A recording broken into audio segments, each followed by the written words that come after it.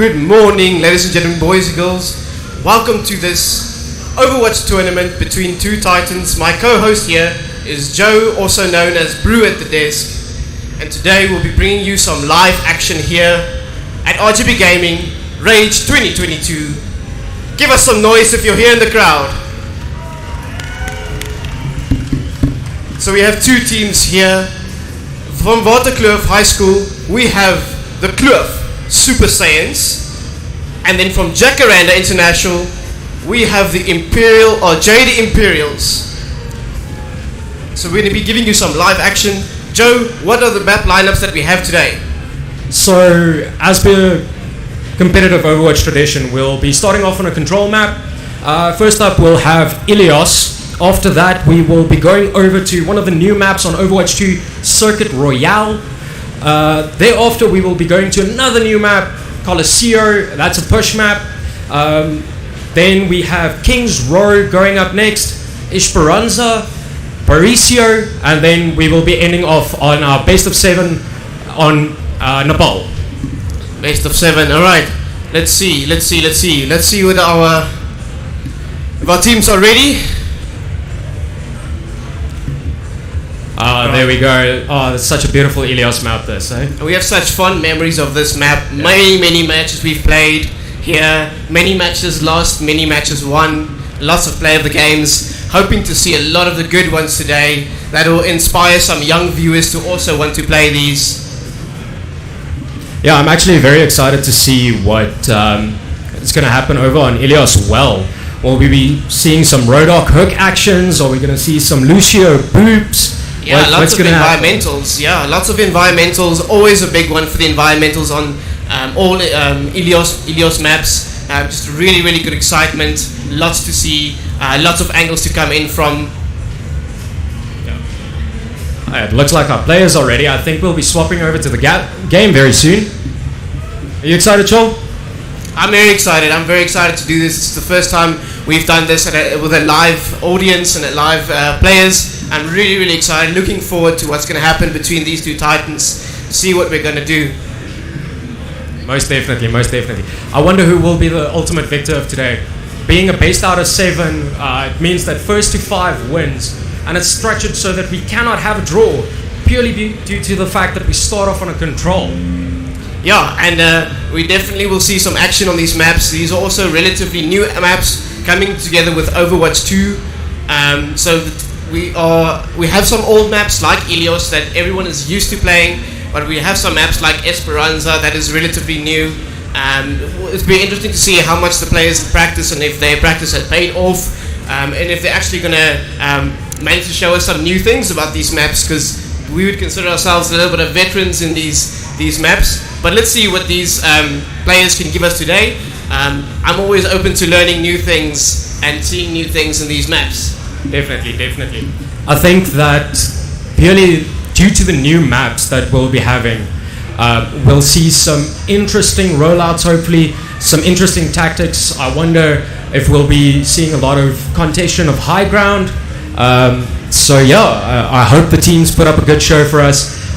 Who do you think will be the victor? Who do you peg as the best?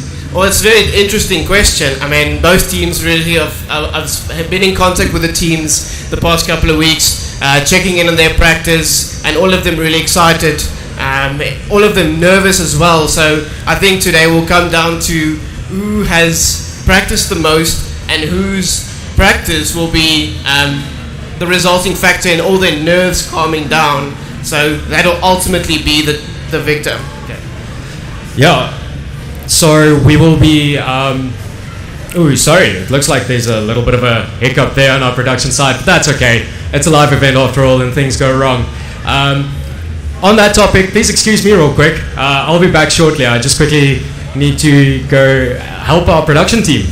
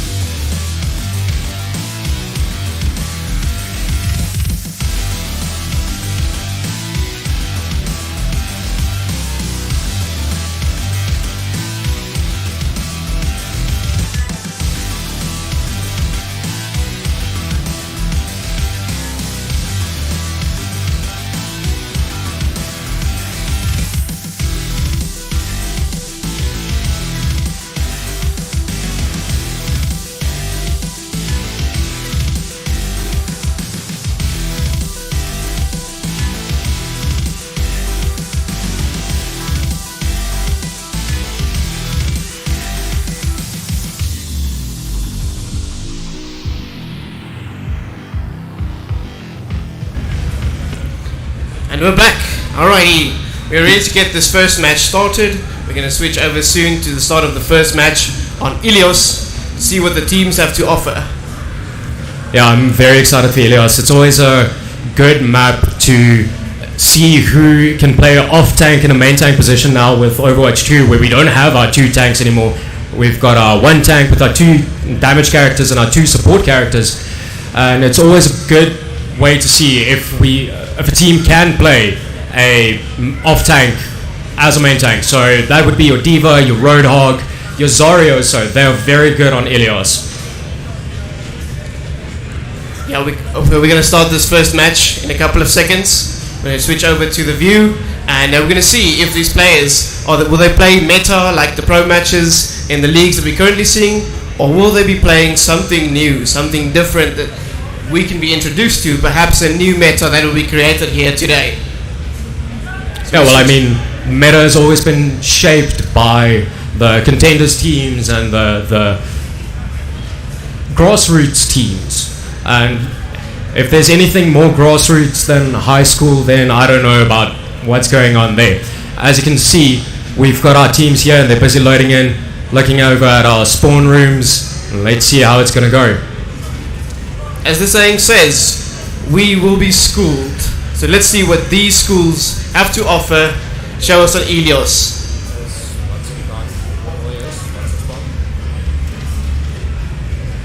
Alright, on the blue side we have the Kloof Super Saiyans. On the red side we have the Jade Imperials from Jacaranda.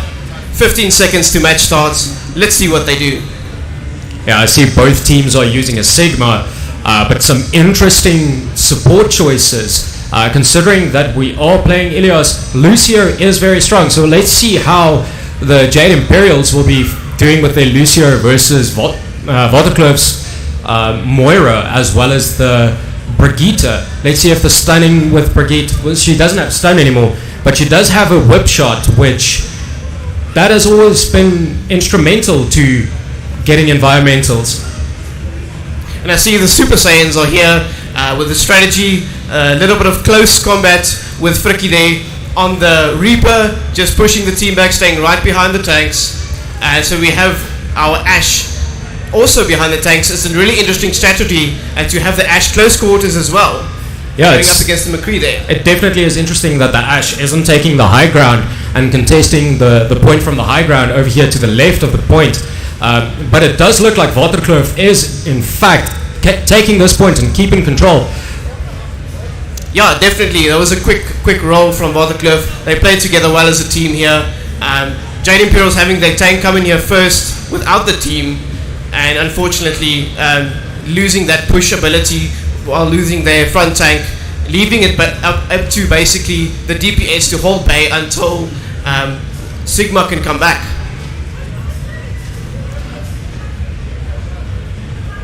We've just heard that one of our players from Jacaranda is connected, so we're going to get our tech team to get and connect them quickly. Yeah, I think let's go to a technical pause on this match. Yeah. Let's go to a technical pause, and then we'll continue to make sure we have the players ready so that they can all connect back in.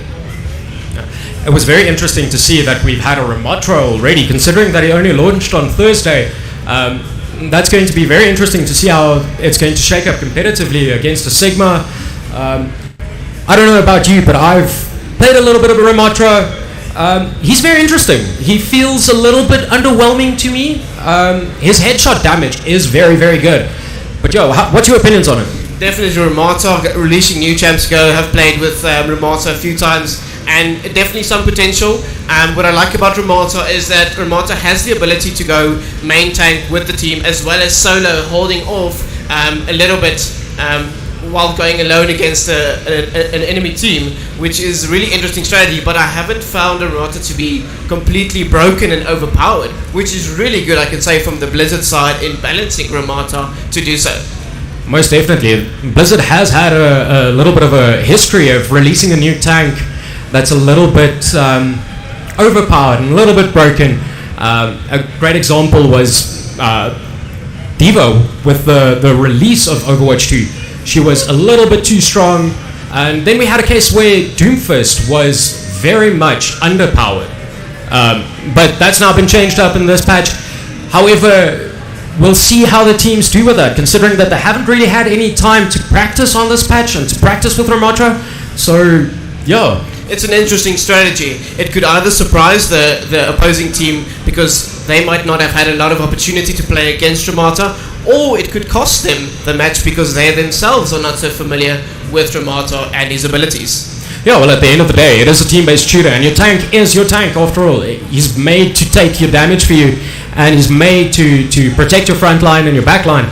But if you don't know exactly how his kit works, and your team doesn't know how to play around him, especially with his shield that's only got 1,000 damage that it can absorb with a cooldown of about 12 seconds, that's a lot more difficult to play around. Yeah, and if we're looking at champs with a similar shield ability like Sigma has a little bit less damage absorbed than it can do with Sigma's shield, but it is significantly faster in redeploying a shield than a Ramata's. Yeah, no, definitely. I mean, he can recoil the shield at any point in time, and he has to wait 2 seconds, I believe, on his cooldown to redeploy it. And that allows him to create some space and close off gaps where somebody might be contesting with a Ashe or a Widowmaker from the high ground. So we'll see how that goes for them. No, definitely. This is going to be an exciting match. A lot of new things we're seeing today at these in these teams playing together. A lot of interesting things that we can expect from these two teams as they have been practicing a lot. And I'll be just hear from our production team that we're going to restart the match.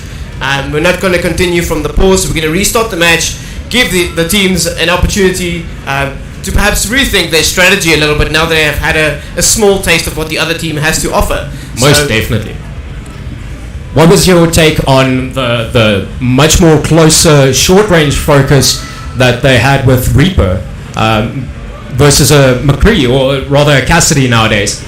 I was actually much more surprised with having the Ashe so close to the front line as opposed to having Ashe up on the highest for those headshots to push back from there. So it was very interesting to see them having the McCree right there with the Reaper for those quick corners, perhaps a little bit of intimidation early on.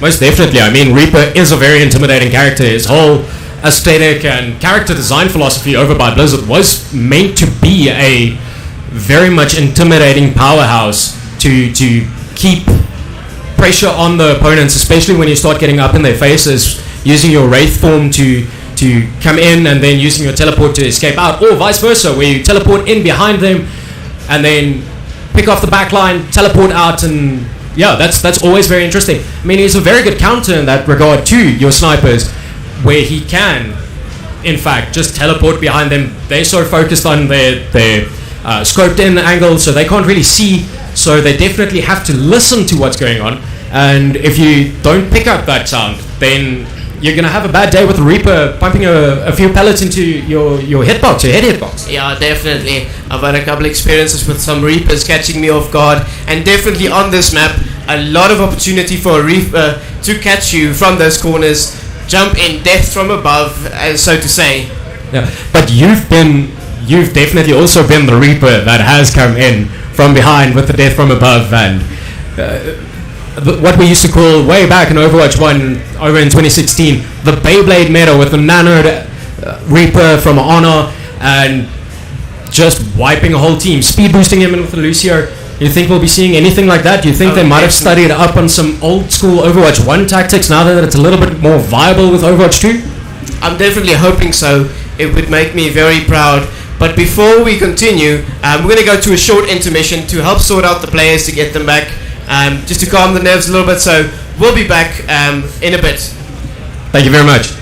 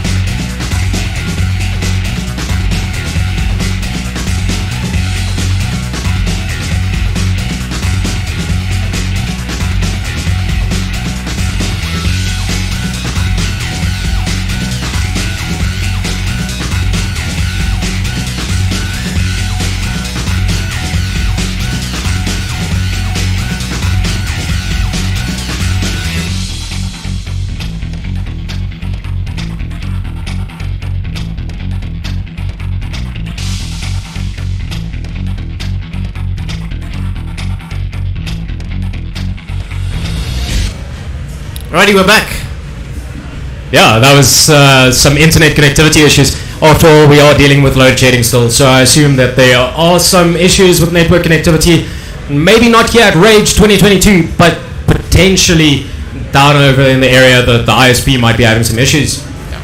Well, we're definitely working that. The production teams let me know we have an ETA of 3 minutes before we're getting back to the match, so we just keep you guys a little bit entertained for a little while longer. Yeah, so, excuse me. So, we've also had a chat with the production team that Ramatra has been removed from the hero pool. He is unable to be selected. Unfortunately, we are going to do this due to the fact that he only released 2 days ago. It made it very unfair towards players that has had time to play with him and to players that has not had time to play with him. So yeah, therefore we have removed him from the hero pool. He's unable to be selected. And after all, this is about fairness. We want the best out of both teams, so the best that they can possibly give us for this match against this team. So we want to keep it fair as possible, so we can have the maximum of what they have in store for us. Most definitely, most definitely. Do you think this is going to shake up some of their plans? I don't think so. I think from what I've heard, I think these players have really been practicing, and when you do that, you normally practice with at least 2 or 3 different roles as well as champions, just to make sure you're giving the team the best possible advantage you can have. Most definitely, most definitely. What do you think? Do you think they're going to be sticking on Sigma? Do you think they're taking cues from contenders in Overwatch League? Or do you think they're going to be experimenting a little bit with a little bit of Zarya, maybe some Diva, Reinhardt? That would be nice to see him again. I miss my German man. He's always fun to play with and to play against. Some mind games with the Earth Shatter. Definitely, yeah. I mean, I'm really hoping to see some switch-ups from different teams, but the Sigma has worked a little bit on that first match. So we're going to start the match pretty soon, so we'll see what these teams have to play. Hopefully they're ready to take this on a second time, and let's see what they have. Most definitely. Yeah, so we are busy loading into the match. We will be swapping over to the match in a few moments, just so that we're just waiting for everybody to load in. And here we go. There's our observers looking over through Ilios. Such a beautiful map. We will be playing on Ilios Ruins now. So yeah. And this is of course an interesting map. This is King of the Snipers map. Lots of opportunity here to get some headshots, to get those head clicks and to suppress the enemy team. Yeah, a good Widowmaker is always a nightmare on this map. A good Ashe is always difficult. Oh, I see we've gone to a technical pause again. Right. So just on this match, while we wait for these players to get ready and the match to be unpaused, just on this map, I've had so many headshots done to me, as I'm not a Widow main. I'm a little bit more of a Pharah main, but Pharah has worked out very well for me in this map in particular, until the Widowmaker shows up. Yeah, I mean, a Widowmaker is after all the hard counter, or one of the hard counters to Pharah. It is a great map for Pharah. If there is not a hit scan here on the field, if an enemy team has a hit scan, it is always very difficult. I mean, she's a sitting duck with no cover, but if there's no hit scan on the enemy team, the high open ground definitely is a Pharah's dream.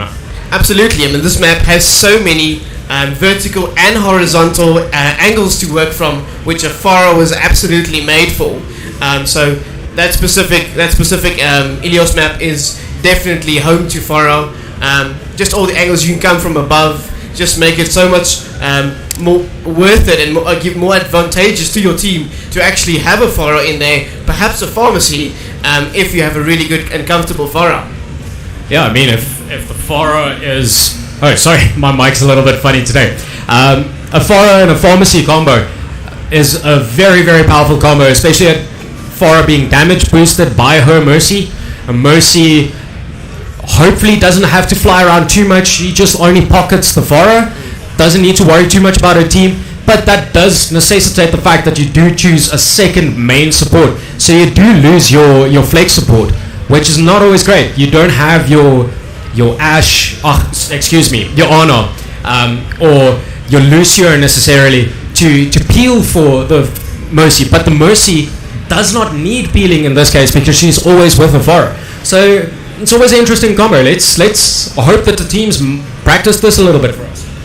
Yeah, and just want to say to the viewers at home and those who are new to Overwatch, we will be using some Overwatch jargon. So things like pharmacy is Pharah plus a Mercy.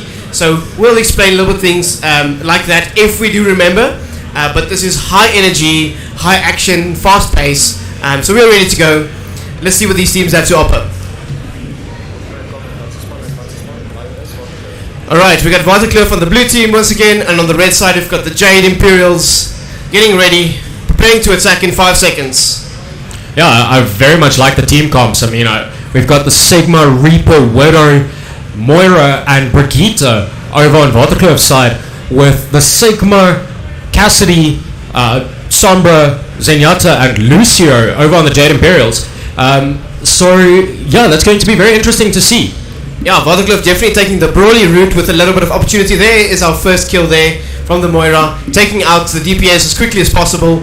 Oh, wow. And Waterkloof just dominating the point, pushing back, getting their first point, cap in, securing this first point. Oh, what a beautiful team kill. This Widowmaker is definitely putting the pressure up, going to the high ground, keeping those angles on lockdown. Ooh, just barely missed that headshot on the Cassidy. Ooh, perfect headshot over on the Zenyatta. That's what we've been waiting for. Shots like that. That was definitely beautiful. That's what Widow is made for on this map.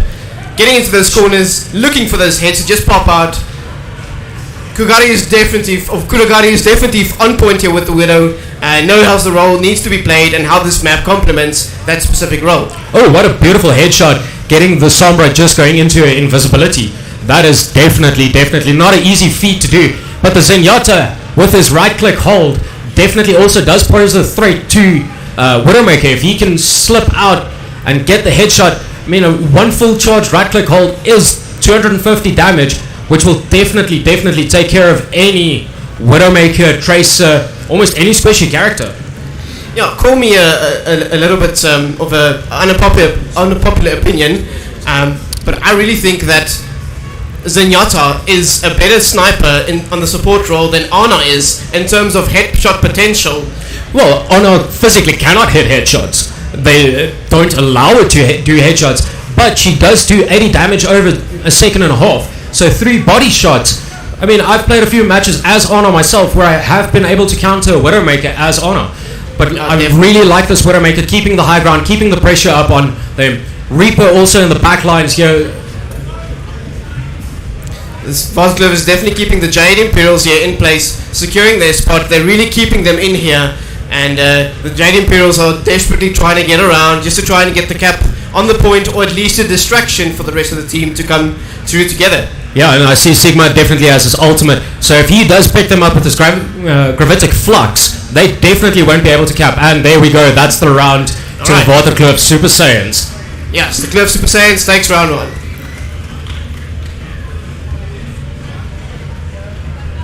What were your thoughts on this match? Yeah, definitely a good strategy from Waterkloof, pushing them off the point and pushing forward, keeping them at bay instead of staying on point waiting for them to arrive. So that was a really good strategy to do. Cap first and then push them back and keep them at bay as much as possible. Most definitely. I mean, that makes them, just to get to the point, it forces the Jade Imperials to take 2 team fights, and to break that through, they definitely then have to either use some ultimates or use some high value abilities such as a Baptiste Immortality Field, or potentially as Moira Coalescence or on Nano Boost. So I really like this team composition, seeing the Honor again, the Nano Boost on Honor, especially with the Reaper, is very, very potent. I like the fact that both teams just put up their Sigma shields. So yeah, this is interesting. Yeah, I'm a little bit sad to see that we don't have any hog hooks here on this map. This map is absolutely made for it. But perhaps the Lucio will give us some beautiful kill. This is exactly the type of play we expected to see here from Ash on this specific point in the back, keeping that pressure on from the back, doing that damage to keep the team at bay. Ooh, what a perfect shot by Nero Rap onto the Zenyatta from the Jade Imperials. That's the kind of damage that Arnok can do with a quick flick shot, doing the 80 damage over 2 seconds or 1.5 seconds. That's a lot of damage. You don't really understand or think about how much damage that is, but that's just over 30% of your health pool. Yeah, definitely. I mean, you expect to have your fight as a DPS against another DPS, and that Arnor just always seems to be super annoying when he just comes in and just makes you feel absolutely worthless as a support hero taking down a DPS. Yeah, Fricky doing some nice pressure work there, pushing into the enemy team, following up on the perfect anti-nade thrown by Nero Rap, making it so easy, preventing the Jade Imperials from receiving any healing. Yeah, it's definitely a great ability to have and to pressure if you follow or if a good anti has been hit. But let's stay here with the Jade Imperials. Oh wow, the Sigma taken out from the Gravitic Flux. Gravitic Flux cancelled. Beautiful play though. Super Saiyan still staying on top, keeping the Jade Imperials at bay. And we've got Kuragari putting significant pressure there on the Jade Imperials in terms of those headshots, just taking out the entire front force. That's the aggressive part, telling him to relax a little bit and just keeping this point. The same strategy we're seeing here from Watercliff, keeping this choke point here. It's an excellent spot. Instead of pushing up more towards the base side, they're keeping the choke point, which is where the Jade Imperials will need to come through and break through in order to get back to point. Oh, what a beautiful headshot. I see that there's a few ultimates up on the field. Unfortunately, I won't be saying exactly what. I believe the teams can hear us, and that will take a bit of the ultimate counter away. Oh, what a perfect sleep dart on the Lucio. Oh, Lucio taken out from the sleep dart. Beautiful follow-up by Kuragari. Perfect play. Unfortunately, Lucio was the last hope there for the team to cap this map, and that leaves Super Saiyans to take round 1, having won 2 out of 3 maps. So let's see. We're going to swap back to the casters. That was an excellent what a beautiful play of the game here from obviously by Kuragari. She put in a lot of work, or he put in a lot of work. Just from that Sigma out, lifting them up, taking those headshots, doing those damage. Just look at that. What a beautiful headshot. Follow-up headshots onto the Sombra. Oh, what a beautiful play. This is what Overwatch is meant to be played like.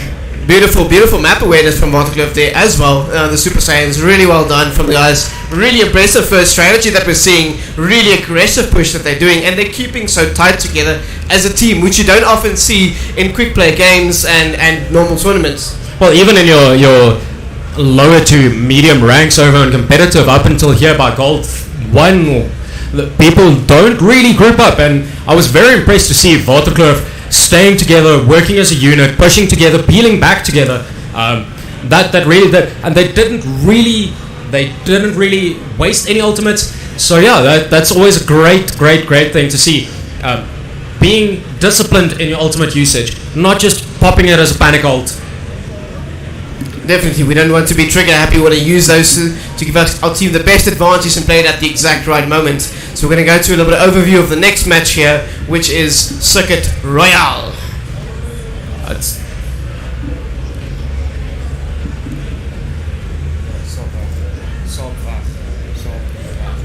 Okay, so unfortunately, I got word from our production team that there is a little bit of an issue with our observer camera in our map screens. So unfortunately, we won't be seeing too much of the maps before the match, but while we play the round, we definitely will be seeing some action. So those of you who are new to this map, you're going to just have to wait and see. But basically, this map is an escort, so one team will have to stay on a cart and contest it and push it forward to the endpoint, and the other team's job is to make sure that they don't move. So let's see what the teams have to offer here as we're going to start this next match. Do you think we'll be seeing a C9? Oh yeah, that's definitely potential. Pushing the team off, lack of map awareness, and some intimidation, all of those things for C9s. Joe, just explain to our viewers at home, what is a C9 and where does it come from? So for those of you who have not played a lot of Overwatch, a C9 was inspired by Cloud9 over in Apex Korea in 2016, where they just climbed off the point. They lost the finals by climbing off the point. They would have won, and they just forgot to stay on court. The overtime timer ran out, and they lost. So that's always something to be aware of. Let's hope there's some good map awareness, some time management, some ability management, especially if you're trying to stay alive for as long as possible. It's very important to not burn through all your abilities. Yeah, definitely. I mean, timing is everything when it comes to this. When it comes to a team that's so aggressive, we've got once again Vartacliffe here on the blue side defending the cart, and we've got the Jade Imperials going for the attack here. So let's see what they can do with the setup. Can they push up? Can they get the cart up with this aggressive approach that Vartacliffe has? Yeah, so this is always a very interesting matchup. I see that we've got a Kiriko here. Killed Brady already, unfortunately eliminated, and doesn't have a mercy to bring him back into the fight. So that's quite a bit of a long walk back. I see that the Sigma is a little bit low in health here. Lucio definitely trying to put in some work to keep him alive, but Void over by the Vartacliffe Super Saiyans definitely also putting in a lot of work, keeping them away from the payload, making it very difficult to push. Yeah, and definitely what we're seeing here is them, the Saiyans using this choke point and the corner of it. So they have the Reaper close on the edge there with the Sigma, and they've got a Bastion at the top as well, just waiting to burn through the Jade Imperial's attacks here. Yeah, no, definitely. So for those of you who have not played a lot of Overwatch 2, but have some familiarity with Overwatch 1, as you might possibly be aware, but there has been some reworks for some champs. Doomfist has been removed from a damage character and has been moved over to a tank role, and Cassidy has gotten a name change over from his previous name. His flashbang has also been removed and replaced with more of a sticky grenade, very similar to Tracer's ultimate, but it curves a little bit, it follows you. It's not just a straight throw like Tracer. It does do less damage than Tracer's ultimate though, and I see that the Vartacliffe Super Saiyans are just keeping up the pressure. This Bastion just poking, prodding, seeing where he can expose, forcing the swaps over by the Jade Imperials, forcing them. They've swapped from Sigma over to I saw a Doomfist for a couple of moments, and now to a Reinhardt. Our Jade Imperials really have to, they're rethinking their strategy now. They're really struggling to stay together as a team, really struggling to stick together. They're trying to get the advantage point, but they keep on getting caught. It's unlucky at this stage, but they are desperately trying to get here. We got the Bastion coming from the back. Just burning through. Them down. Just absolutely burning them through. I see they stunned and slept the Sombra over there at the back lines, just keeping her alive a little bit, forcing a trickle spawn walk in, so that you can't really push without your team, and your Sombra is your scout. So if your Sombra is missing and she's been kept at bay and they've waited on eliminating her, that does create some issues for pushing. You can't really push. But I have to say, the Super Saiyans are taking a very aggressive push here. One team fight lost, and they will lose a lot of ground. There's the new ult. There's the new Bastion ult. Just artillery from above. Another new death from above, perhaps. Just taking out the rest of the team, keeping them at bay.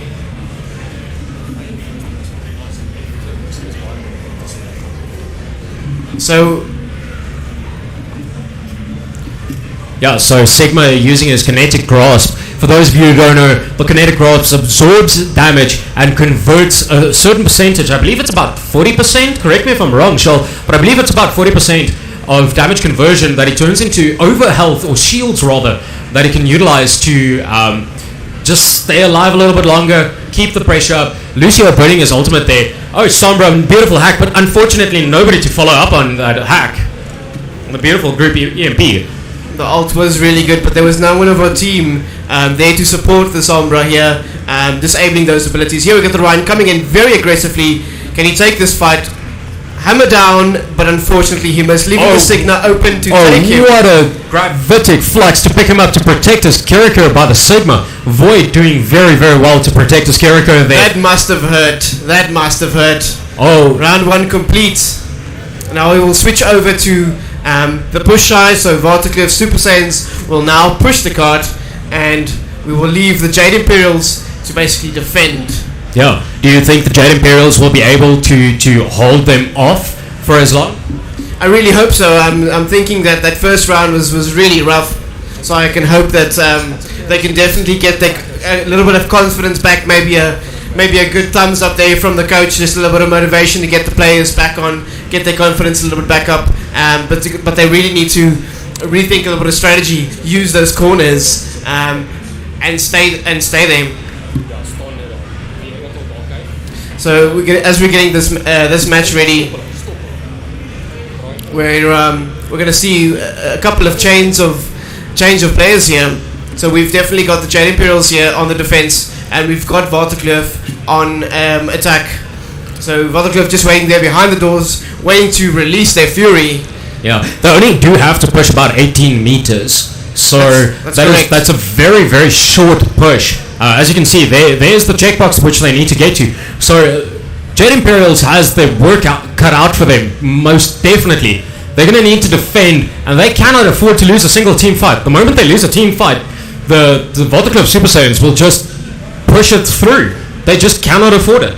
They're going to have to defend like mad in here. This is going to be the chance. They really have to work together, get the heals on, and just protect their tank, keep their tank alive as long as possible, so they can contest here to get that ult build going, so that they can actually keep defending this point from Waterkloof taking it. And Waterkloof has already taken it. Unfortunately, it looks like the Jade Imperials just couldn't put up the defense needed. Yeah, definitely caught them by surprise there. And Waterkloof takes the second round, and we have one round left before we go into intermission.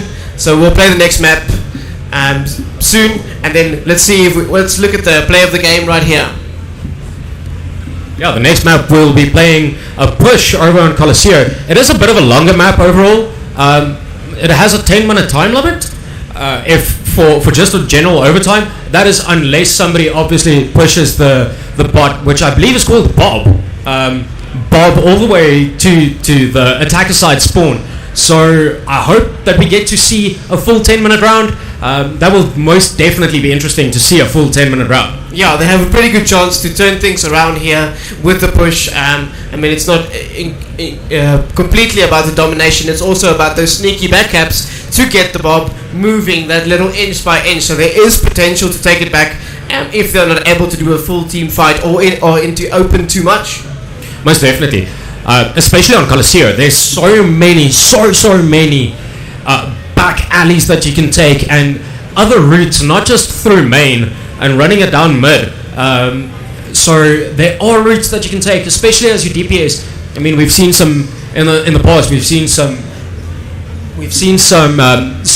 Sojourns and Soldier 76 taking big flanks, even Tracers, or Moira. Especially with the Coalescence, doing so much damage and healing at the same time, coming in from behind, healing a team from behind, and then just damaging everybody. That's definitely always a viable product, but we'll see what the teams have in store for us. It's going to be very, very interesting to see what's going to happen. This is definitely a map where we want a lot of burst damage, so a lot of Reapers, a lot of Junkrats to get some burst damage around these corners, to get your team that advantage, because we have so much long open alleys. You want those corners to be played with a lot of burst damage, just to give that advantage to your team. Yeah, especially here where we just flew through the bridge. I mean, Bob has to go under the bridge, but that puts you in a high ground advantage as the defenders. So that is always a great thing to have, is to have the high ground advantage. Yeah, I mean, there are a couple of high ground advantages. I wouldn't say Widow special high ground spots, but we do definitely have that. We're seeing some switch ups here in terms of the tank rolls for the Jade Imperials, going to the Diva, a little bit more of a dive bomb action, also going for the Reaper on Kill Brady for these corners. Yeah, the Diva, especially with the defense matrix, can negate so much damage from the Reaper and the Soldier 76 that we're seeing here. It's going to be very interesting to see what's happening, and I see we've also got a Kiriko on the Waterkloof Super Saiyan side. It looks like they've put in a lot of effort in figuring out the team comp that works for them. Already in control of Bob over here, putting a lot of pressure on the Diva. She's got a massive hitbox in front though, so if you do pressure her, it's a little bit difficult for her to survive, especially if defense matrix is down. Oh, what a beautiful play by Kurogari, taking out the Diva out of a mech and then finishing up by eliminating the Zenyatta. Definitely going to push quite a distance with us, taking the first team fight. Yeah, we're definitely seeing also some action from that Zenyatta headshot that we spoke about earlier. It's playing that took out the Reaper of Waterkloof here. Definitely playing to the team advantage there, but we still need that team to stick together. They seem to be struggling to stick together, using that defense matrix a little bit early there for incoming damage. Unfortunately, for the heals to come in. Yeah, unfortunately, the grasp by Moira, the purple, her right-click ability, unfortunately, that can't be negated by defense matrix. You do need a official shield for it, not just a what can we call it? The defense matrix. It's a unique ability. There's unfortunately nothing like it. Well, fortunately, nothing like it, because it completely absorbs and negates some ultimates, like a Mei ultimate or even a Zarya ultimate can be negated by it if your reflexes are quick enough. But I see here that the Sigma is definitely focusing on the Zenyatta. D.Va coming in, being knocked down by the rock.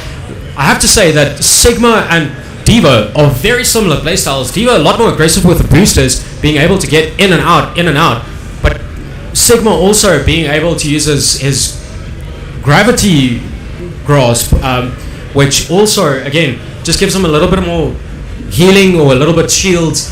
Definitely a good ability to have. Very similar playstyles, but not quite. A little bit more defense on a Sigma, more attack dive focus from the D.Va. Just look at how hard they are pushing. The bot is almost to the end point, and we've only been in this match for about three or 4 minutes. Really hard push from Waterkloof here. Just coming in the back here, where the healers are or the supports are behind walls. Fricky's doing some great work, just eliminating everyone. Oh wow, 3 kill streak for Fricky, just on the back of his ult, and he hasn't even used it. That's definitely pushing very aggressively. It's going to be interesting to see what's going to happen here at the last point. Is Lucio going for a solo stall, just trying to stall them out till the rest of the team can group in? But they don't know what's waiting for them on the other side of this wall. And there we go, Death Blossom. Oh, just eliminating the Cassidy, the Sombra, as well as the Wrecking Ball, just pushing them all the way. What a play. Waterkloof Super Saiyans absolutely going on a tear. 3-0 for the Waterkloof Super Saiyans. It is a best out of 7, so the Jacaranda's Jade Imperial can definitely turn this around. They can most definitely, but the work is going to be cut out for them. Yeah, definitely. Going into intermission after this, the coaches will need to have some pep talks in there to motivate the players again, to get their confidence going, rethink some strategies. Now that they've seen what the Kloof Super Saiyan strategy is, so far, there's definitely chance to turn this around, and we have seen it done before, being turned around from 0.99 into taking a victory, so there is definitely a possibility of that still happening. Yeah, I would be very happy to see a reverse sweep. I'd love to see a full 7-map play, or 7-map match, rather. That would most definitely be very interesting. But at this point in time, it looks like the Jade Imperials are having a hard time deciphering the composition by the Waterkloof Super Saiyans. What would you change if you were on the Jade Imperials? What would you say would be the best way to attack? What would your comp be? I would definitely say if I was playing, I would use the corners more, stick together, tight to group, and if someone had to stray from the group for strategic purposes, that it'd be just one DPS to go and attack from their backside, get behind the enemy team, get behind the Super Saiyans, to start taking them on from there, just a little bit of distractions so that my tanks can come through and push through to bring the fire. Yeah, most definitely. It would be interesting to see some DPS flanking from the all the way from the back and taking out the back line, depriving the Waterkloof Super Saiyans from their supports. If that happens, that's always very bad for the team that's now in defense, because your healing is gone. You can't sustain yourself in a team fight anymore unless you are a Soldier 76, but unfortunately he's such a squishy character. A little bit of focus fire on him and he's gone. Now, definitely a lot of action that we've seen there, but we'll go to intermission now shortly. It'll be a 30-minute intermission, giving the team some time to recuperate, re-strategize, and we'll be back. We'll see you in 30 minutes. See you after the break.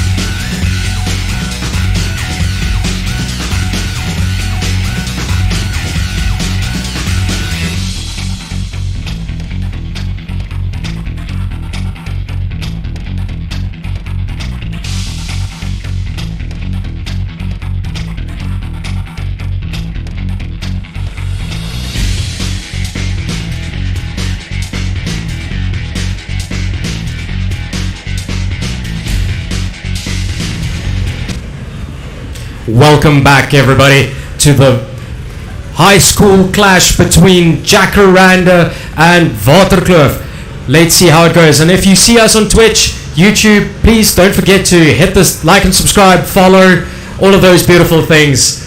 Yeah, you might have noticed that it says starting soon over on the stream. Please do ignore that. We had some very, very, very technical difficulties this morning. So yeah, unfortunately we are trying to make it work with what we've got. Yeah, for those of you who are standing here in the crowd, we are RGB Gaming bringing you this tournament, this Overwatch tournament. Before we go into this next match, just make sure you know, for those of you that want to play a little bit of Overwatch, after we finish this tournament, we'll finish all 7 maps. Then we'll have a couple of public 1v1 Widow tournaments, which will be pretty exciting to see as well. It's a little bit of bragging rights, a little bit of fun, and after that, we'll have some open public tournaments playing against some of our staff, I believe. And we are ready to start the next match, so we're going to switch over soon. Yeah, so this next match will be played on King's Row, but not the King's Row that you might know and love. It's the King's Row that I think most people know and love, actually. Well, love, not necessarily know, but it's the winter themed King's Row. Nice in time for the holiday season and the festivities. As you can see, nicely covered with some snow and some Christmas elements and all of those beautiful things. Look at it, that mistletoe over there on the hotel balcony. Oh, such a beautiful map. It's always my favorite time of year to see this map, because I know that it's holiday season, everybody is winding down a little bit, and it's always a lot of fun, the December periods. I always say every morning when I wake up in the December period, it's a beautiful season to click some heads. Oh, so definitely. Let's see what they're going to be doing here.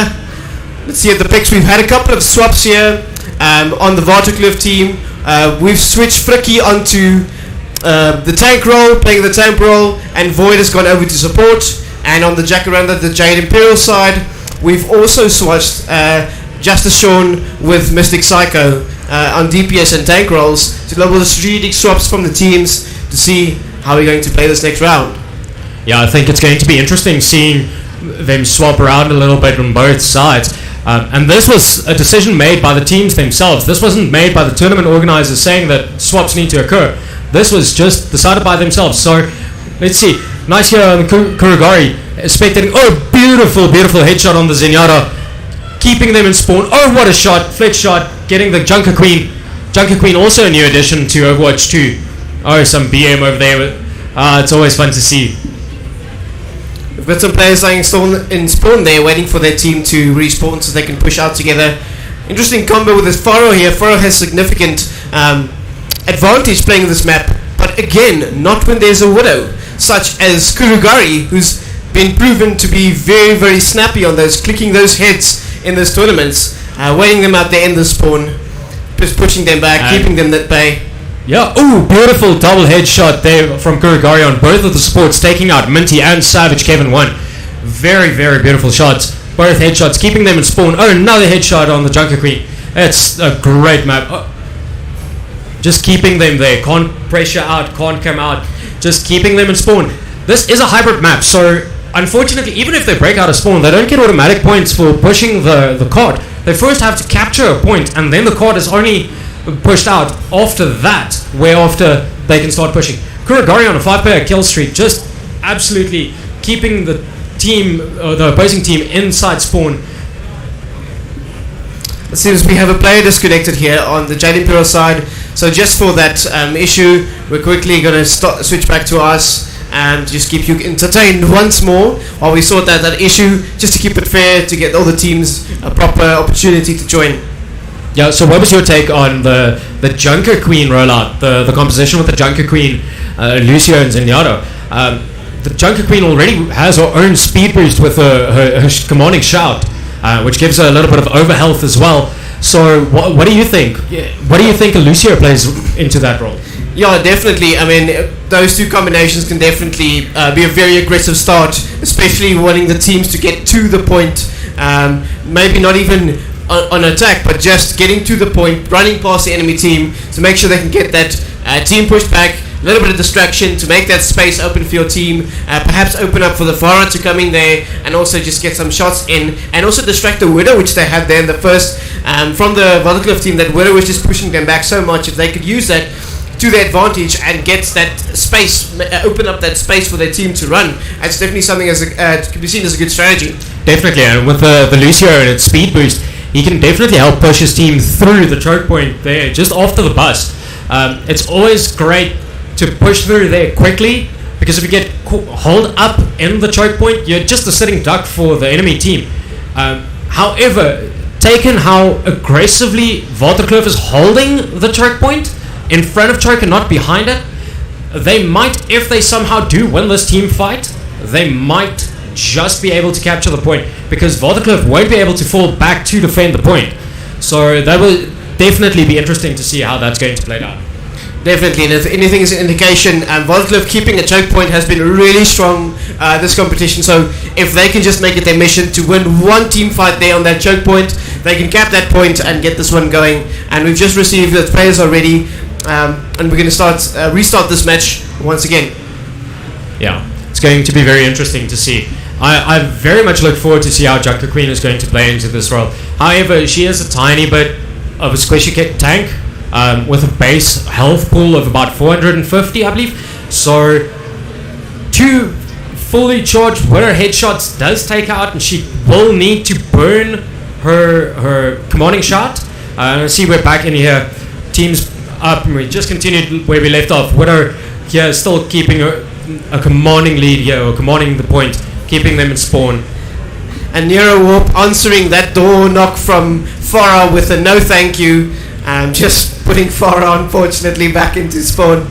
This Widow is proving to be a problem, and the Jade Imperials really have to work on a strategy to either distract her or get her off that position. She's really putting her back. Oh, there we go. Sombra coming in for a sneaky hack onto the Widow, but unfortunately didn't get the hack off before she came out of invisibility. Oh, what a beautiful headshot by Kurugari onto just Sean. That's a beautiful headshot, barely coming out of spawn, out of the health room, not even out the full spawn doors. I was just really laughing at that. The Kill Brady just coming there with a cheeky hello Widow, standing next to Widow there out of invis, just saying, I see you. Yeah, that's definitely always interesting.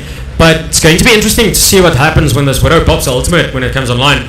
A definite ult advantage for the Super Saiyans, Waterkloof Super Saiyans, with almost all 5 ults online.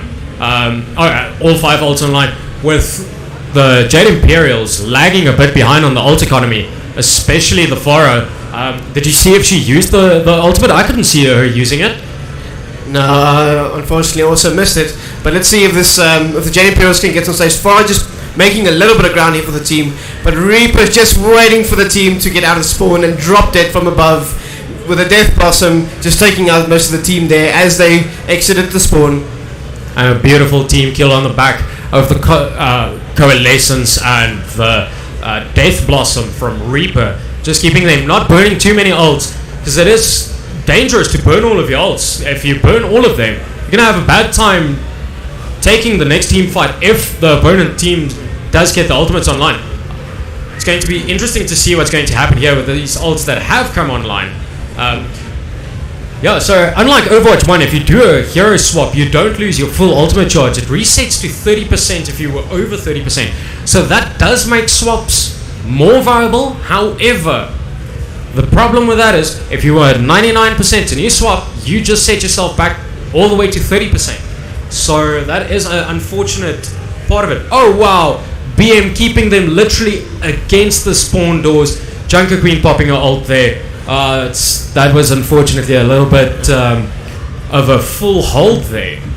Yeah, and with the Clove Super Saiyans just being unrelenting, just not allowing anyone through, not allowing the Jade Imperials to move in the slightest bit there.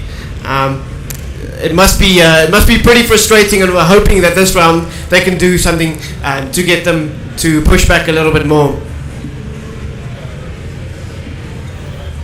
As we're starting this the second round, we're going to see if Waterkloof can get to cap the first point and push the payload all the way to the end.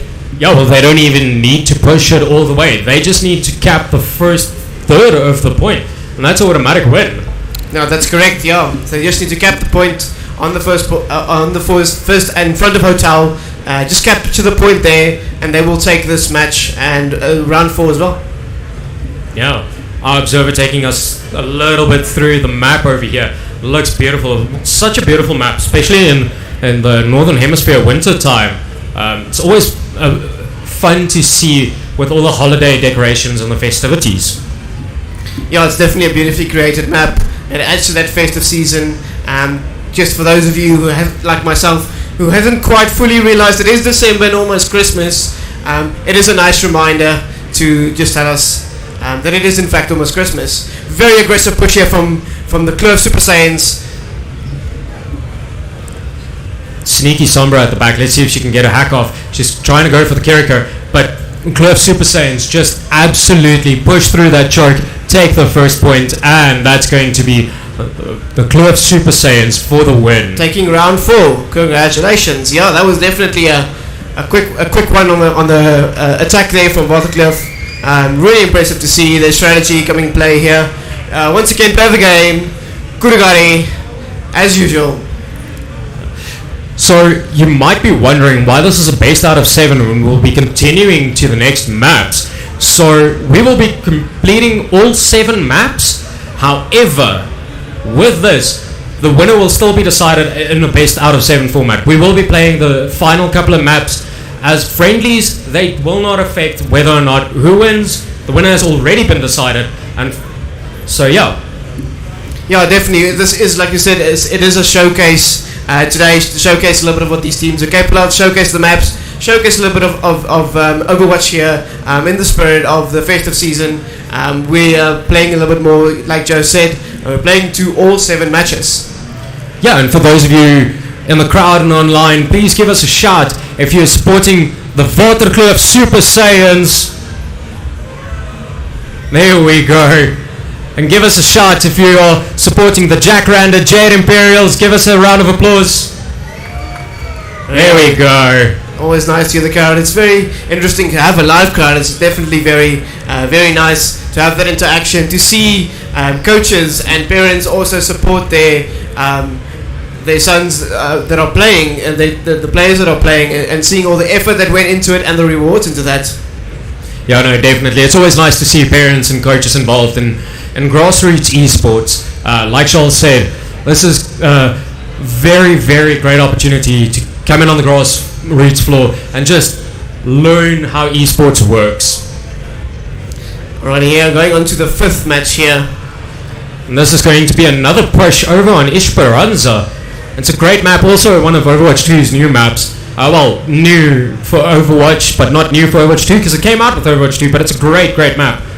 Yeah, definitely also very tricky map. A lot of opportunity for backcaps in this map, and it's very, very open in terms of alleyways and backways. On this push, they'll once again need to push Bob to the points, but this is definitely an area for a lot of spam damage and splash damage, and a lot of backups.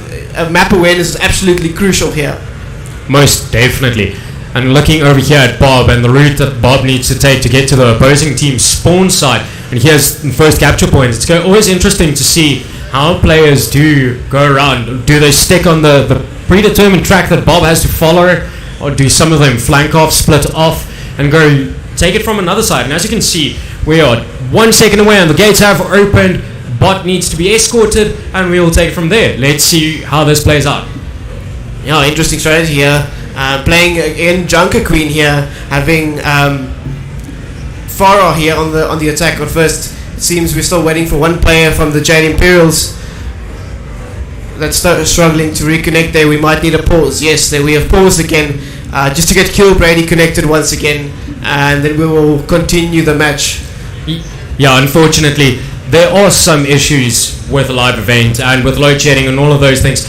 It does unfortunately create some problems with connectivity, and players can't always connect to the server. So it's only fair that we pause the map, get the player in, and take it from where we were.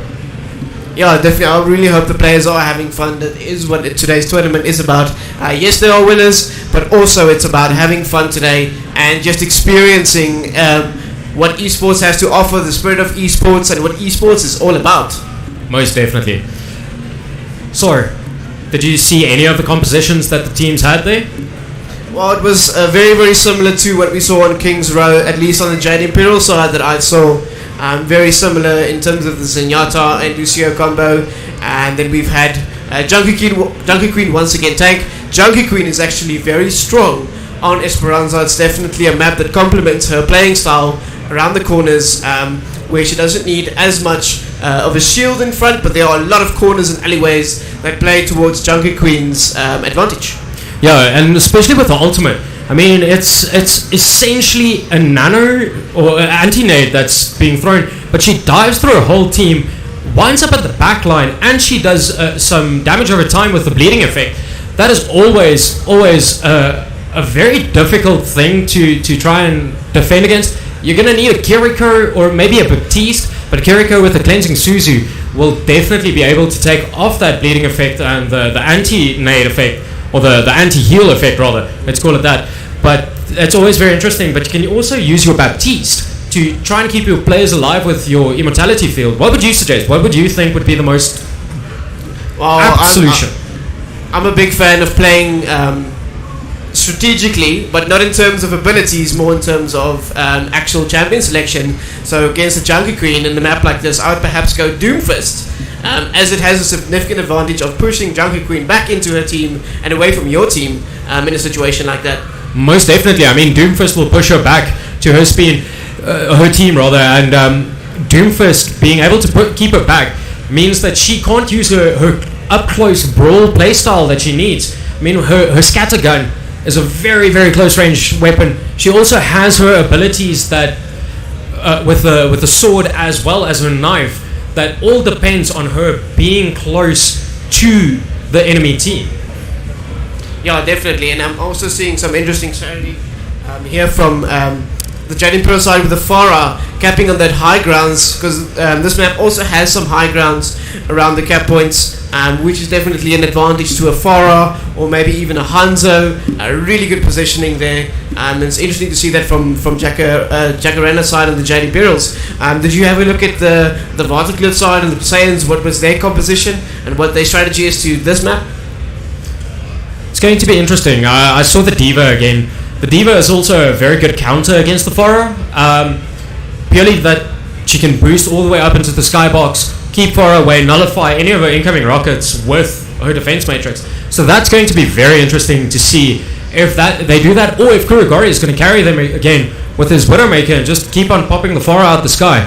I would like to see Jacaranda Jade Imperials swap over to perhaps a Widowmaker themselves, or potentially even a Hanzo to try and just challenge the Widowmaker for space and to challenge the high ground. I think that's going to be a very, very interesting. I definitely think here that it'll be playing to their strengths to go either like you said, a Hanzo or high mobility, such as Soldier that has some movement speed, and maybe Soldier as well, because we have some long alleyways and putting things through some damage down those alleyways and up into the high grounds also will give their team an advantage. Yeah, the high mobility will definitely be a deciding factor in whether or not they can push this Widow off of her Widow's perch on the high ground. It's going to close the gap to her quicker so that you can't charge a full shot, which means that she just can't do as much damage, unfortunately, and that is also going to be a very, very, very good thing. A Genji, for instance, or a Tracer would also be very, very powerful. Genji climbing up the wall, dashing in, doing some damage, and just pressuring her off of the high ground, closing her sight lines. Yeah, definitely. I was about to say Tracer is also a very good option to use for this one. Perhaps just for the mobility sake, if they can get their top DPS, which is Kurogari, just a little bit off his game in terms of on the accuracy side, to use that high mobility, get out of the scopes, they have an opportunity to make him look elsewhere so that the rest of the team can come in, because we've seen that Kurogari definitely first and foremost targets those support heroes, which means the tank is then vulnerable for them to take out.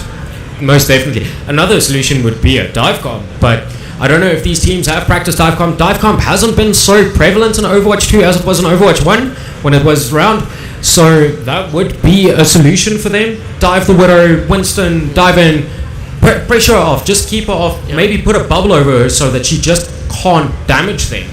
Yeah, that's also a good strategy. Yeah. After all, some of the meta we've seen in the pro leagues in this year has been Winston going in for those dives, making sure that the top damage has a bubble over so that they can't actually get to the supports. Yeah, no, definitely. I mean, the Dallas Fuel won the Overwatch League on the back of Fearless on his Winston, just absolutely carrying them, just shutting down everyone with his bubble, just placing it over them, either protectively over his own team to prevent any incoming ultimates or damage, or potentially placing it over the enemy team to either force them to come towards you where you can engage, or push them back and force them to disengage. That's also a very good playstyle to potentially adopt. Yeah, definitely, yeah. Now, there's a couple of different strategies you can use. I'm just waiting for word from our production team on when the match will start, if we are still having connectivity issues with the players, and if we can get them back online. Yeah. Yeah, even if we need to wait a little bit more, what would you say? Who would you pitch to me if you need to as the player of the match, the MVP? I definitely see there's a lot of players that have played their role really well, but we've seen a lot of action from Kurugari today in terms of accuracy, positioning, play of the games as well. So Kurugari definitely would say so far is a potential MVP for today. Yeah, definitely. I think Kurugari taking such an aggressive stance in what he's doing, how he's positioning himself, is definitely setting up his team for success. I think that we can definitely look at an MVP nomination for him, as that is what an MVP would do, is carry your team. Yeah, definitely. And we've seen him do that. We've seen them open up those gaps, take out those supports, and just put a whole lot of pressure on the team by himself, actually, with the tank just holding up a shield to protect his team.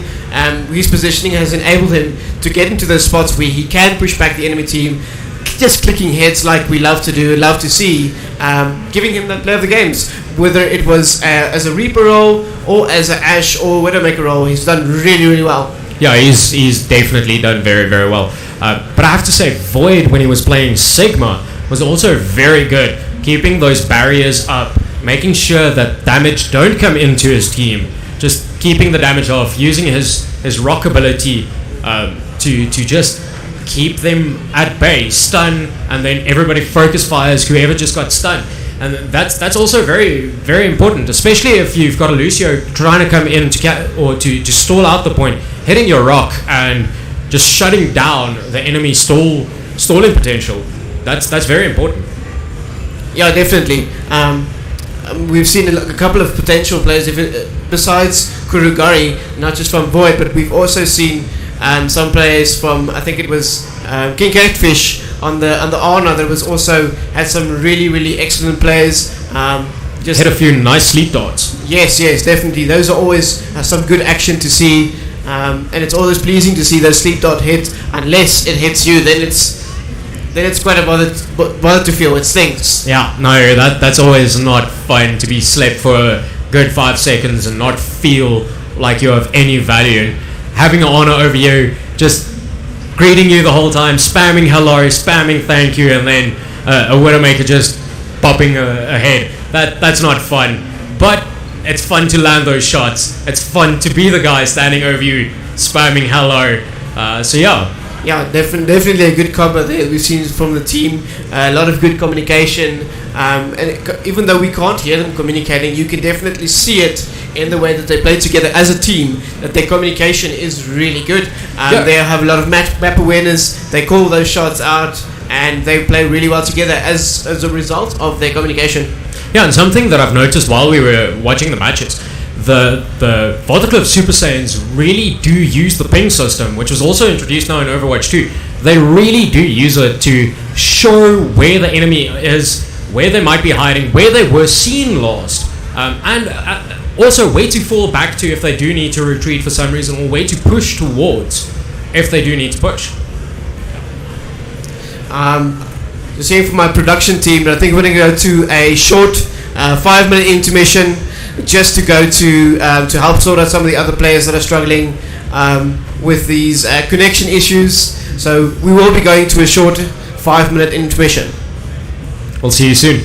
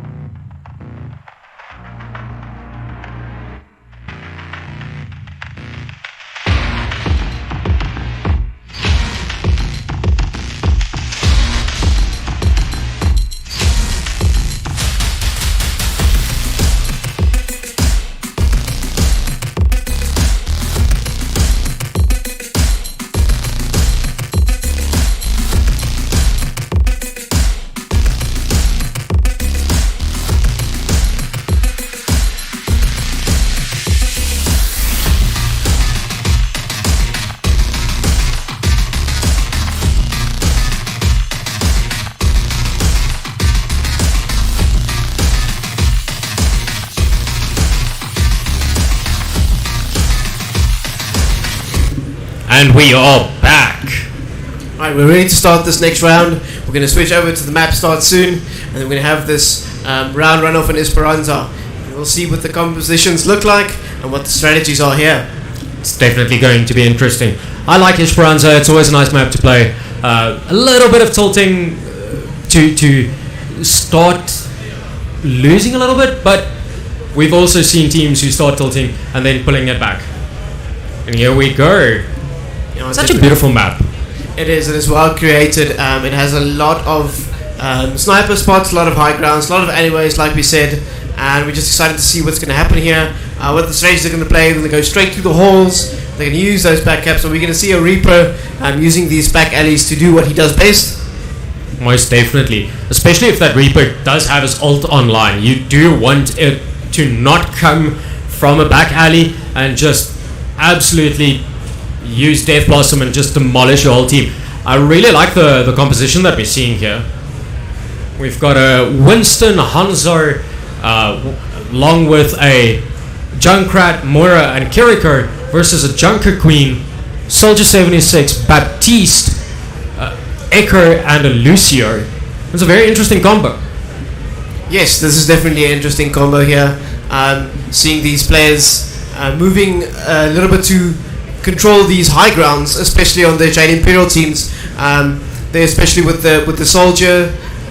It's going to be really interesting to see this here. We got the Junker Queen with a speed boost here for their team coming in, and we've got the Winston here setting up this position on the high ground, getting ready with his team, and a Hanzo here in the backlines for the Super Saiyans. Yeah, it looks like they're going to be playing with the Winston more in a defensive role than a dive role. Oh wow. Oh, are we seeing this? Oh, what a beautiful flank, just taking down the Junker Queen. Oh, what a beautiful nade tracking, knowing exactly where he needs to place those nades. What a beautiful, beautiful play by Nero Warp. Yeah, it was really excellent timing. The Nero Warp with those. Always when you have a projectile that has a lot of drop, like a Junkrat, you have to time it correctly, and the timing there was definitely really good to catch that Soldier at the bottom of the drop. Yeah, it's going to be interesting how they focus on getting this echo out of the sky. The comp doesn't really allow for them to challenge the skybox. They don't really have anything that they can challenge the skybox with. Yeah, definitely. In terms of DPS selection here, we do have an advantage in the open alleyways with that echo, but in these small corners that they're playing now, that spam damage is just hurtful. Most definitely, and I see that the Volta Club Super Saiyans has already gotten to the first checkpoint, activating the close spawn, I believe. Yeah, they're definitely playing to their strengths, distracting the team in the alleyways while they can push the robot and to the point, allowing for the Jade Imperials to not contest them. And Nero Warp going on an absolute tear with his Junkrat, just absolutely demolishing the team. Anybody that gets close to him, he just absolutely destroys them. Yeah, this is interesting to see that here we would expect a little bit more head clicks from Kurugari, but we're actually having the Junkrat here on Nero Warp dominating this match and setting up for those attacks really well. Yeah, definitely. With Kurugari on the Hanzo, it's going to be interesting to see how he utilizes his Sonic Arrow to gain some intelligence and info for his team so that they know what's coming up next. But it doesn't look like they very much need it. Beautiful headshot there from Kurugari to the Baptiste there, taking out final 10 meters here to that push to get that cap point for the first round from the Super Saiyans here. Yeah, and I really also do like how Nero Warp is using his Junkrat mobility tech, like we see there going out in front of us, using his mines to pop them. Oh, and we see, what a beautiful Riptide taking out two, coming out of the spawn doors. What a beautiful Riptide coming out from behind. And we have the Volta Club Super Saiyans taking Esperanza. That's correct, yeah. I think we've got about 2 maps left to play. Volta Club, the Super Saiyans will take that one. Excellent play there at the end, keeping the Junker Queen from coming in and capping the point as she has the speed boost along with Lucio there.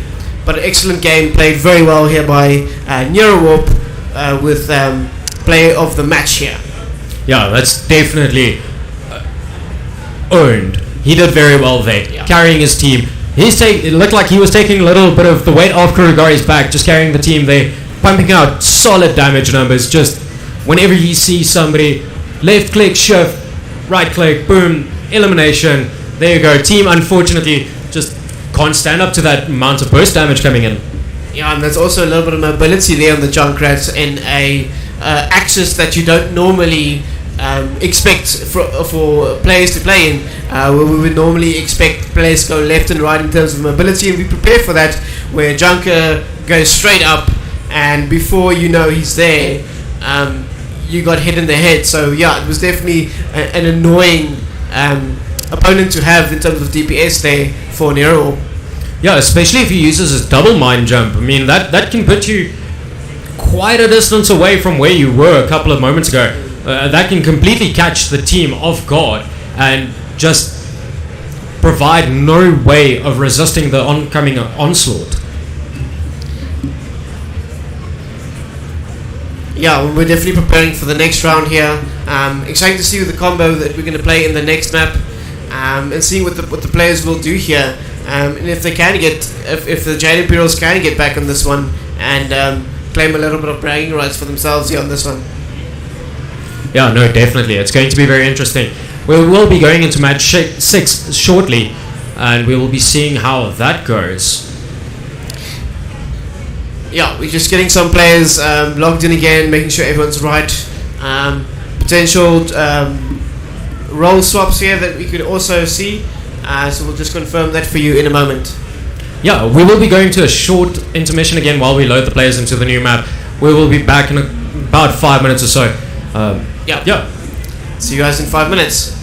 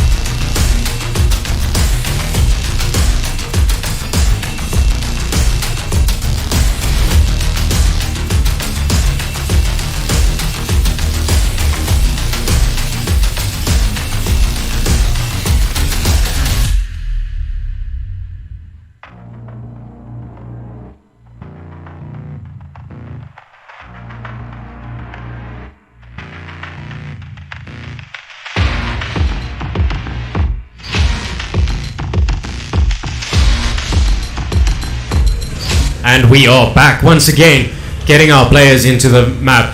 We will be heading over to Paraíso, the new Brazilian map that was added into Overwatch 2 from Overwatch 1. What are your thoughts on it? Yeah, definitely a high mobility map. A lot of corners that you wouldn't expect in the first part. Very, very tight corners, so it's definitely favors Brawly comp and absolutely favors Lucio as a support. There are tons and tons of walls to stick to that can be advantageous to your team. And a couple of choke points as well. Yeah, well, it is Lucio's hometown after all, so we would expect a little bit of home ground advantage for him in this regard. Yeah, definitely. Look at these corners. There are so many choke points, possibilities here for the teams to play. Also, a couple of backcaps would be interesting to see how they would use these. It all comes down to how well they know these maps and have experimented on these maps in terms of strategies, back alleys, backcaps, those types of things for their team. Yeah, it's going to be very interesting to see how that's going to play out, especially here from the attacker side spawn where you've got the two routes that you can take. You can take the long route over on the right hand side following the red line, or you can go through the left. A bit of a shorter route but not a lot of cover, so that's an option and a choice that you have to make as a team.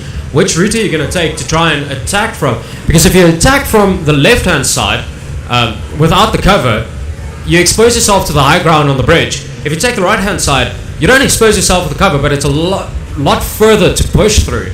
Especially with the enemy wrecking ball on the right hand side, it's going to be very difficult.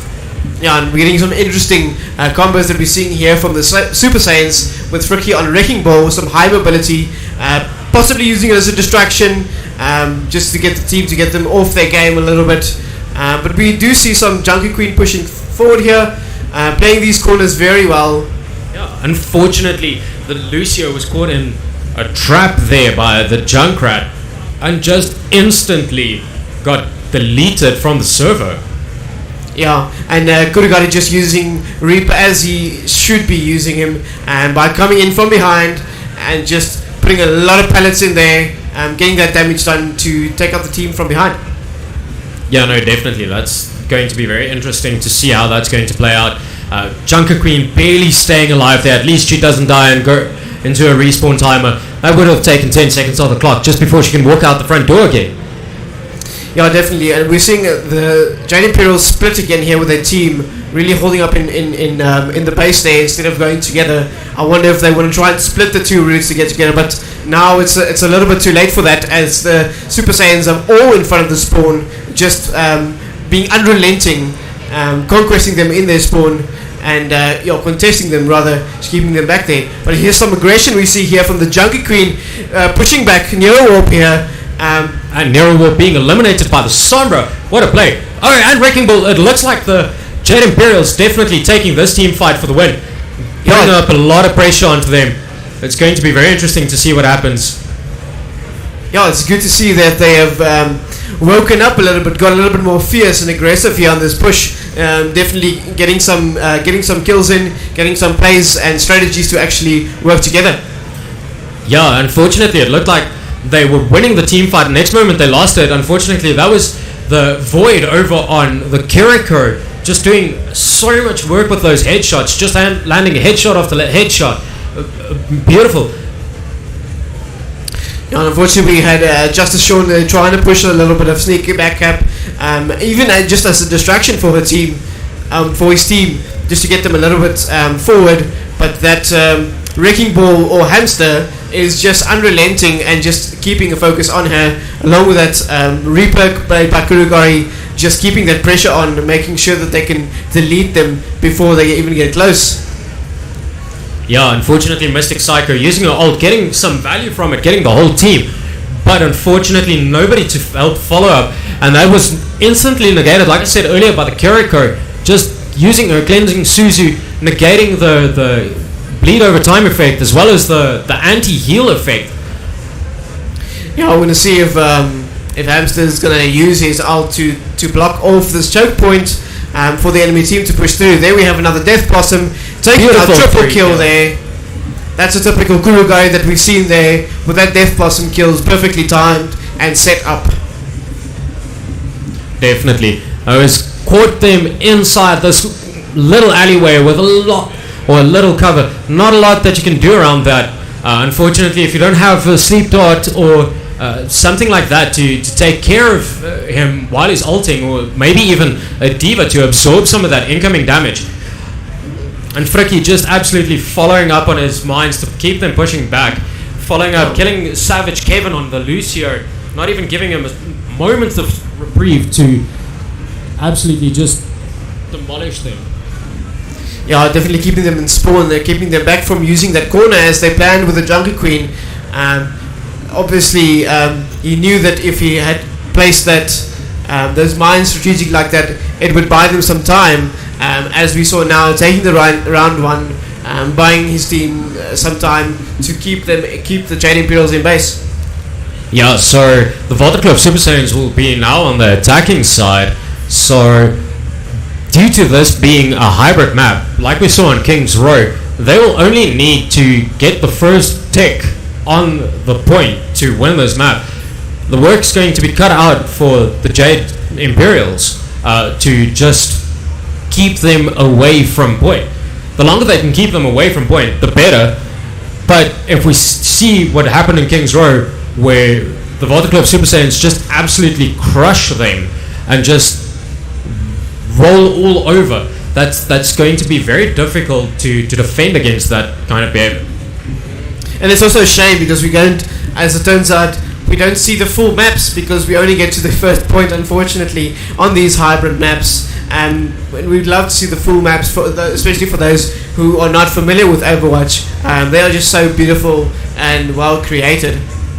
Yeah, a lot of love and care and attention put into each and every map. Man, that's why it takes about a year to get a new map every time.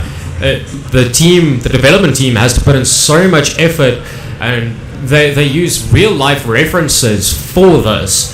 They do visit Brazil and Portugal and all of these places and get architectural inspiration. It's going to be very interesting. But I see the Jade Imperials already on the back foot, D.Va already on the high ground, taking the high ground, completely negating any advantage they had, pushing them back to the point. So they're recuperating around the corner for the point. We've got the Echo doing some damage here from the Kurigari. He also decided to swap to Echo to deal with Minty on the Echo role, and does so successfully to help push them off this point. So they just trying to push this Junker Queen off so that they can just cap the point. It's still being contested over here, and there we go. I believe that's going to be it. Lucio couldn't get to it in time. Unfortunately, the Super Saiyans do take this round again. That's correct, yeah.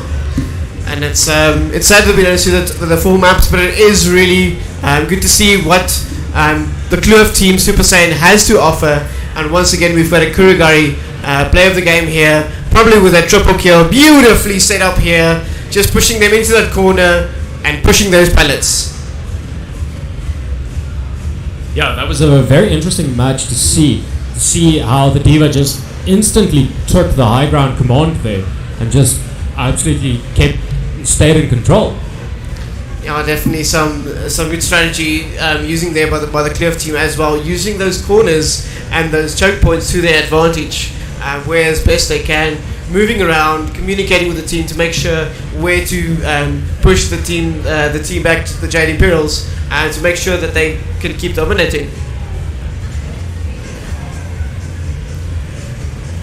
We just want to repeat that from our production team. I want to thank the people here that are supporting the Waterkloof team. Thank you for the supporters here that are here, as well as on stream.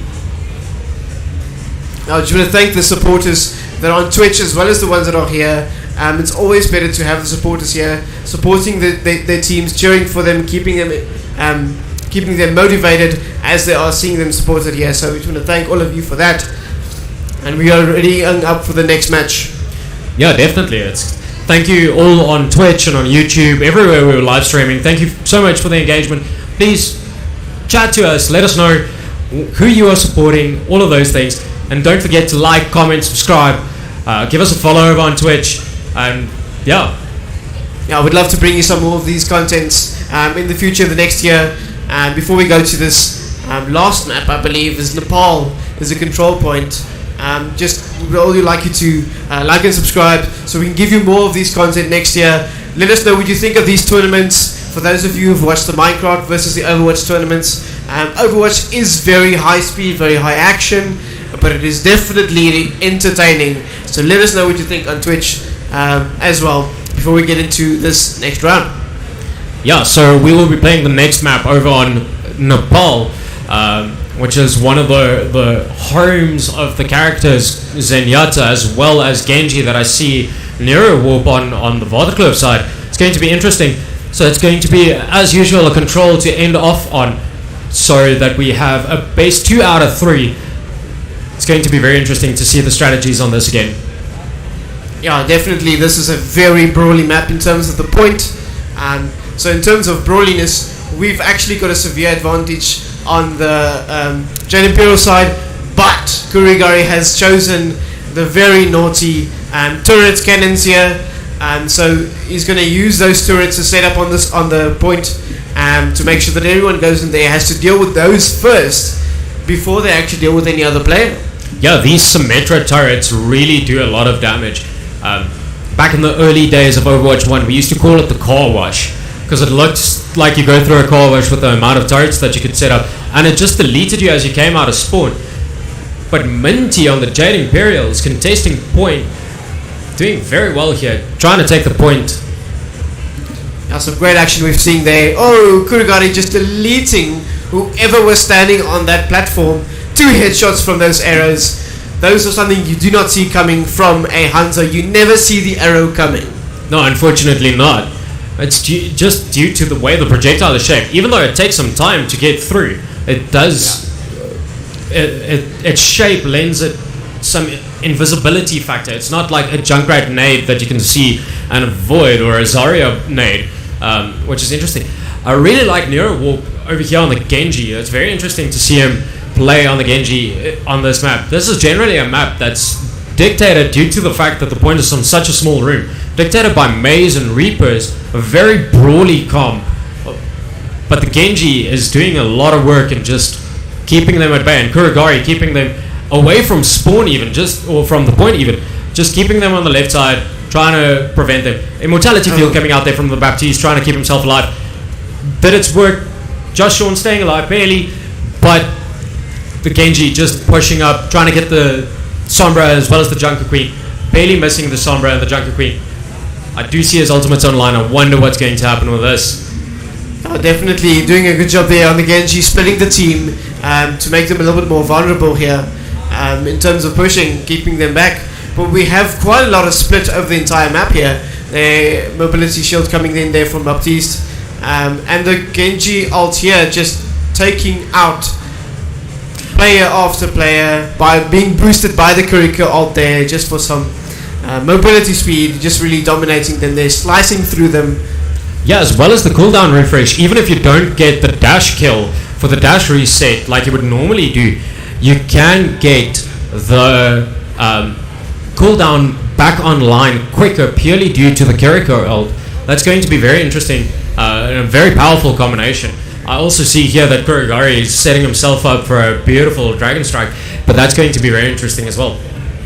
I have to say, Just Sean on the Baptiste was doing very good work with his Immortality Field placement, keeping himself and his team alive, just protecting himself so that he can do more healing. Yeah, definitely a good play there. Has saved himself from a couple of deadly blades and deadly headshots there. Saved himself there. But good to see that we've still got some aggression this late in the game from the Jade Imperials there, with Mystic Psycho taking out Kurigari there to push ahead for her team a little bit more. Mystic Psycho contesting the point, trying to get it. Only has to deal with the Genji. It's going to be a very difficult task for the Genji to take on this tank on its own, especially now that the Brigade is in there for some extra brawliness. I really like this brawl comp that we just saw on the point. The Brig as well as the Junker Queen just keeping each other alive, fighting very close quarters on the point. I must say that was a much more aggressive match from the Jade Imperial side. It was really, really comforting to see them still pushing hard here on the 7th map that we're playing here. Even though Waterkloof took this one in terms of the map, it was very interesting to see them become a little bit more aggressive, playing a little bit better as a team, especially with the Baptiste coming in there to save his team, allowing them to stay alive a little bit longer so they can go through those strategies and actually make them work.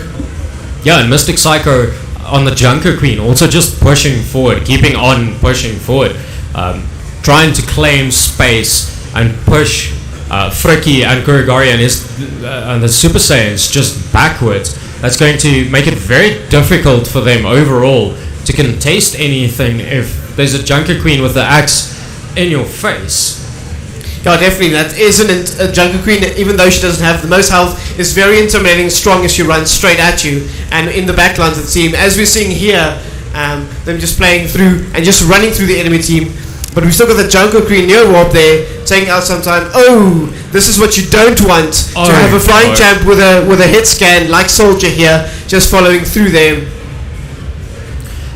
And Kurigari just absolutely tracking perfectly, as well as Nero Warp doing so much damage. Constant damage output from Kurigari and the burst damage from Nero Warp makes it very difficult to try and get onto the point, because the healers can't out-heal the incoming damage. That's true, yeah. The healing does take some time. You would need to get back into cover for your heals to take place and actually do that heal over time. There we have some beautiful tracking there with the Moira and the Kurigari, just following up, making sure that backup doesn't happen here, as that is clearly meant as a distraction from the Jade Imperial side. They disallowed that completely. Yeah, the Jade Imperials do have an opportunity for a backup, or at least if they can't get the full backup, that they can just distract them long enough. But that's going to take a little bit of ingenuity from them. Distract them long enough so that they have to start falling back. And Nero Warp using his Junkrat take. Ooh, what a stumbling over my tongue over there. But his Junkrat take to get on the high ground and just keep them at bay again. Riptire coming in. Let's see how he's going to get, and gets Minty on the air carry. At least he got the Minty there that's had the advantage on the high ground. Then we have the Diva Bomb from Friki taking out two players there. Just a really well placed Diva Bomb, just keeping that pressure on, making sure the team doesn't get past this choke point, doesn't even get out of spawn. It is a destructive force here. And then we got Sombra going in for the backup, almost getting it, pulling the attention back. Hopefully his team can now get out of spawn. That was very interesting to see. That's what I was hoping to see. Yes, Sombra just distracting the team. If she can't get her hacks off to distract them and demand their attention, then go and take the point. Try and take the points away from them so that they have to fall back and leave the rest of the team alone. Yeah, definitely interesting to see. And Void coming through and just taking their couple of sports, and Kurigari just cleaning off the rest of the point here. Nice and squeaky clean as they'll take the 7th map. And so the competition, Varticliff Super Saiyans on the last map.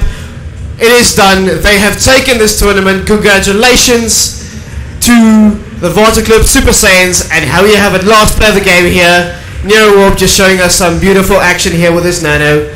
Congratulations to team. It was an excellent tournament. Excellent to see these two Titans clash and play and show us what they're capable of, what their practice has done.